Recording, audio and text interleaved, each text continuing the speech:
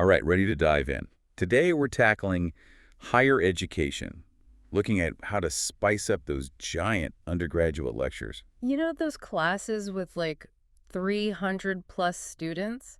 Sometimes even more. Oh yeah, for sure. Like, how do you even keep everyone engaged and involved in a class that big? It's definitely a tough one. A lot of educators and students struggle with that. Traditional teaching methods just don't always work in those situations. It's like trying to, I don't know, have a one-on-one conversation with someone in the middle of a football stadium. That's a pretty good analogy. So today we're zeroing in on this psychology lecturer, Laura Jenkins, who decided to find a better way to get her students participating. Yeah, instead of just making little changes here and there, Jenkins went all in and started using this live polling and Q&A platform. What's it called? Vevox. The Vevox. Yeah, Vevox. Sounds pretty high-tech. So what is it exactly? Basically, it's this internet-based platform where teachers can create all these interactive activities like polls, word clouds, rating scales, stuff like that. Okay, but I feel like I've heard of stuff like that before. What makes this one so special? The cool thing about Vevox is that students can participate anonymously right from their phones or laptops. Ah, I see where you're going with this. Anonymity, right. Like, no one's afraid of being judged or getting the answer wrong in front of everyone. Exactly. That's a big part of why it works so well. It creates this safe space for students to participate, especially in a huge class. And you know what else is interesting? Loughborough University has actually partnered with Vevox. Oh, wow, seriously? Yeah, it shows they're really serious about trying new and innovative teaching methods. That's pretty cool. So how did Laura Jenkins actually use this Vevox thing in her lectures?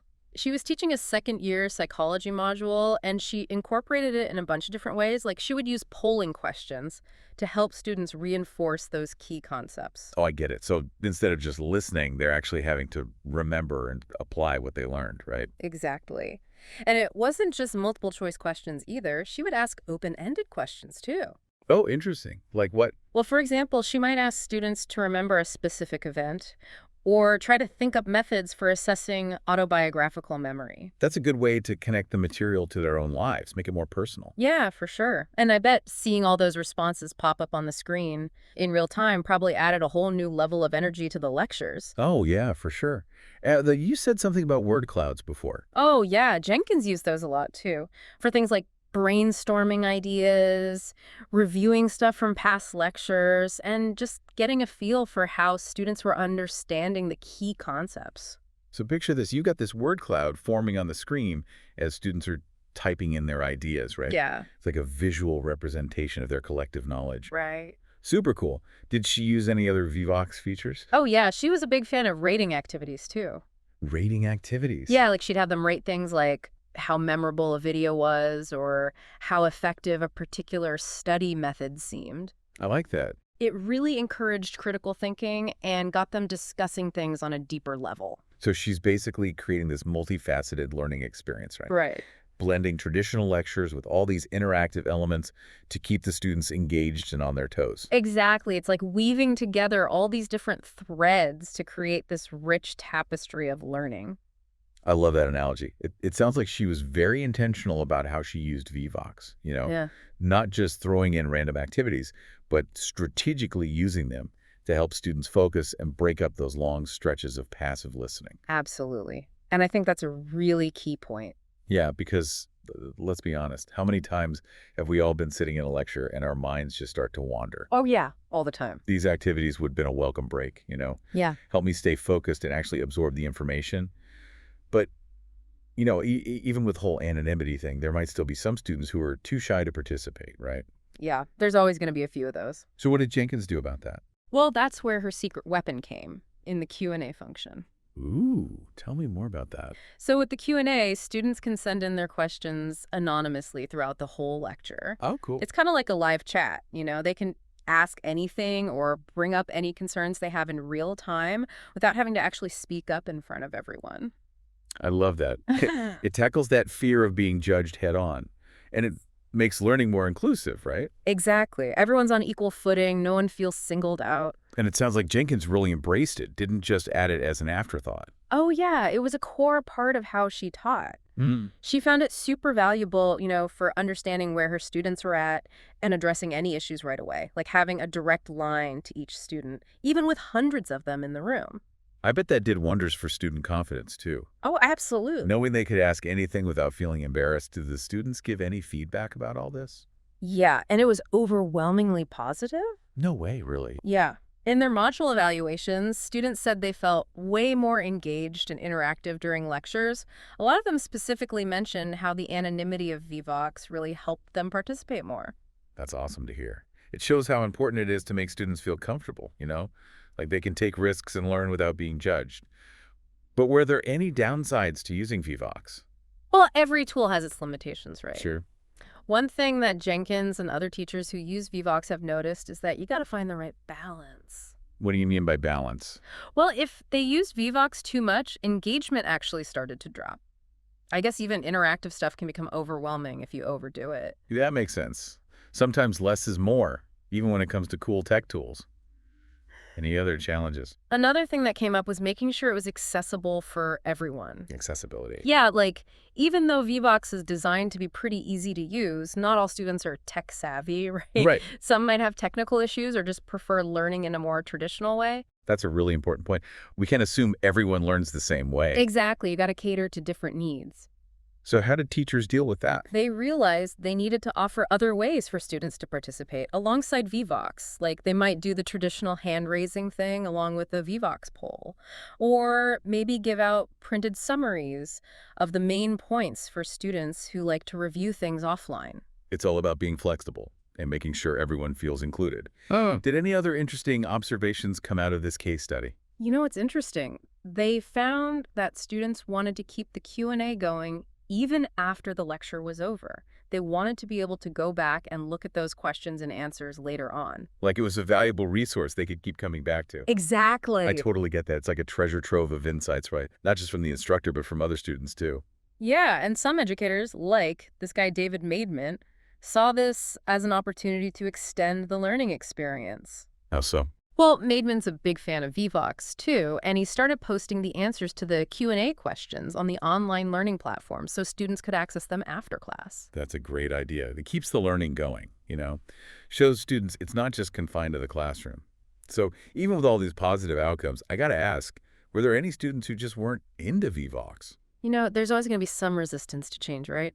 Not every student loved it. Right. Some found it distracting, others just preferred the old school lecture format. It just shows you there's no one-size-fits-all solution in education. Yeah, it's about being sensitive to the fact that people learn in different ways and being open to experimenting with different approaches.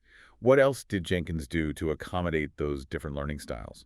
Well, she started using this thing called blended learning. It's basically mixing the traditional lecture format with online activities and discussions. Oh, interesting. So like a hybrid approach. Exactly. So she might introduce a tricky topic in the lecture, then use Vevox to go deeper with interactive polls and Q&A sessions. That way, students who learn best visually or interactively can really dive in, while those who prefer the lecture format still get what they need. I love that. It's about recognizing that everyone learns differently and then giving them the tools to succeed.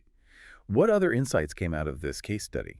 One of the big takeaways was that you have to keep evaluating and improving things. Like, Jenkins made a point of asking students for feedback about Vevox all the time, and she was always trying to tweak her approach, make it better. It makes sense. Things are constantly changing in education. You got to stay flexible and keep up with what your students need. It's not like you find the perfect solution and then just coast. Yeah, exactly. You got to keep learning and adapting.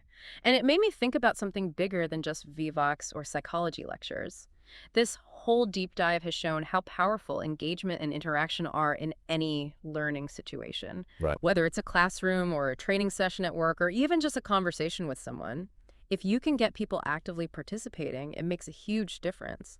Yeah, it's about realizing that people learn best when they're actively involved, not just passively absorbing information. Exactly. It's about sparking their curiosity. Getting them to ask questions, giving them the space to share their own thoughts. That's it. And technology can really help with that. Yeah, it can. But it's not just about having the latest gadgets or whatever. You got to use them in a way that actually creates those opportunities for engagement and interaction. It's about seeing technology as a tool that can help us be better teachers, not replace us altogether. Right. So where do we go from here? What does the future hold for engagement and learning, you think? That's a great question. I feel like we're only just starting to explore what's possible. Imagine a future where technology can give personalized feedback tailored to each student's learning style. Wow, so everyone would be getting customized learning pathways. That would be incredible. Like having a personal tutor for everyone, Yeah. and it's not as crazy as it sounds. Really? We're already seeing stuff like that with adaptive learning platforms and personalized learning apps. Hmm. As technology keeps getting better, who knows what we'll be able to do? It's pretty exciting to think about all the possibilities. And it's not just about individualization either, is it? It's about creating more inclusive learning environments, too. For sure. Think about it.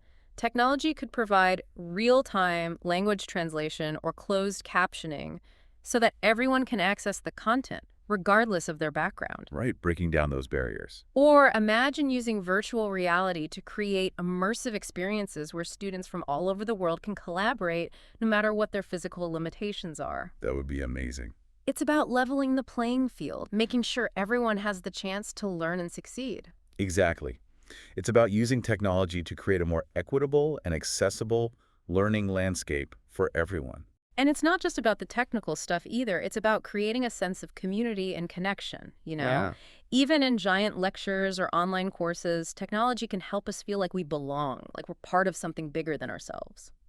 It's true. We learn best when we feel connected to others. Absolutely. It's about creating spaces where students can be open about their challenges, celebrate their wins, and support each other throughout their learning journeys. Well said. This deep dive has really changed the way I think about the role of technology in education. It has so much potential to transform how we learn. I agree. We've come a long way, haven't we?